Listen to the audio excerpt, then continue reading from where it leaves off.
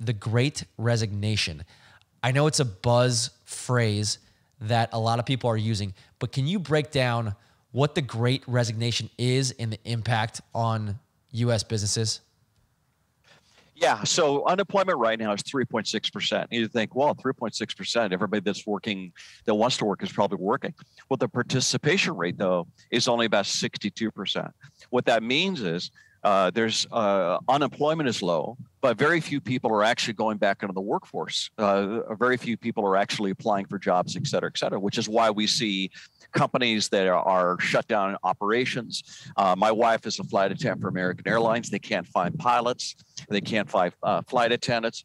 The Great Resignation actually happened when all these massive amounts of people were laid off. The government was giving $1,200 here, PPP to companies like some of these agencies that you're talking about. So they were used to getting, a subsistence, maybe another $1,000 on top of what they were currently getting. A lot of people said, you could take this job and shove it. I don't want to go back to that, crap job anymore that I don't like anyway. I'm just going to try to see if I can live off my savings. The bad news is the Great Resignation is real. It's happening to every single company. The good news is the Great Resignation is occurring with pretty much all age brackets, especially people over 55, and they're going to run out of money. The other bad news is when someone's out of the workforce for 3 or 4 years, they lose their skill set.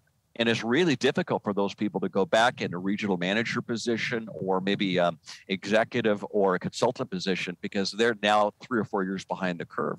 So we're seeing those people slowly get back in because they realize they can't live on their savings and they can't spend that much time out of the workforce.